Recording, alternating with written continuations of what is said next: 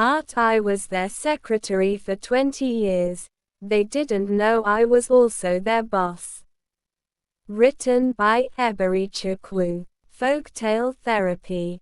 The Unseen Boss. My name is Ada, and for 10 years, I worked as a personal assistant to the CEO of a prestigious company. They called me just a secretary and treated me like a subordinate. But what they didn't know was that I was the actual owner of the company. I remember the first day I walked into the office, nervous and unsure of what to expect. The CEO, Mrs. Johnson, was a demanding boss, known for her high standards and sharp tongue. I was just a young graduate, eager to learn and make a name for myself. As her personal assistant, I did everything from scheduling appointments to handling confidential documents. I was efficient, organized, and always willing to go the extra mile. Mrs. Johnson appreciated my work, but she never failed to remind me of my place. "You're just a secretary, Ada," she'd say. "Don't forget your role." But what she didn't know was that I had a secret. Behind the scenes, I was building my own business empire. I had invested in various ventures and properties, using my knowledge and skills to make smart decisions. Over the years, I worked tirelessly to grow my portfolio, always keeping a low profile.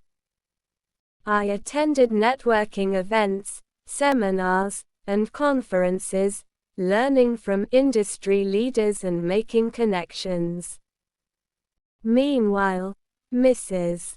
Johnson and the rest of the management team treated me like a subordinate.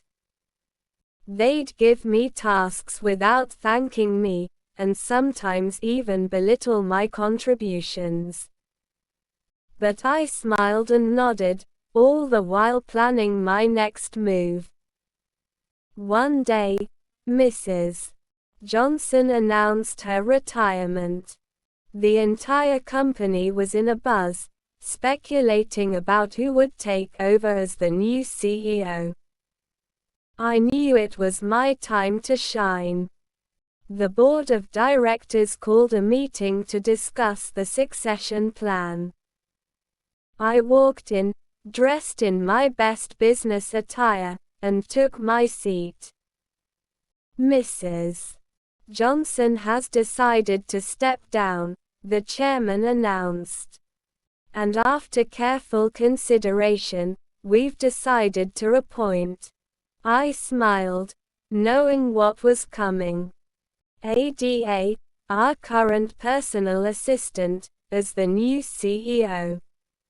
The room fell silent. Mrs. Johnson's face turned red with shock. The other executives looked stunned. "How is this possible?" Mrs. Johnson whispered. "You're just a secretary." I stood up, confident and poised. "I'm not just a secretary, Mrs. Johnson. I'm the majority shareholder and owner of this company." The room erupted into chaos. Questions flew, and faces turned red. But I remained calm, knowing I had the upper hand. I revealed the truth. I had been secretly buying shares and investing in the company over the years. I had become the majority shareholder, and now it was time for me to take the reins. The management team had to adapt to the new reality. Some were angry, others were shocked, but they all had to learn to work under my leadership. As the new CEO, I brought about changes. I streamlined processes, cut costs, and invested in new technologies. The company flourished under my leadership. I proved that even the most unlikely person can hold great power. I showed that with hard work, determination, and strategic thinking, anyone can achieve the goals. The experience taught me valuable lessons. I learned that respect and kindness go a long way. I chose to retain the existing management team, but with a newfound sense of respect and professionalism. Looking back, I'm grateful for the journey. It taught me patience, resilience, and the importance of keeping my goals private. Now, as I sit in my office, overlooking the city, I smile. I think about the day I walked in as a young assistant, and how far I've come. The unseen boss is now the CEO. And I'm loving every minute of it.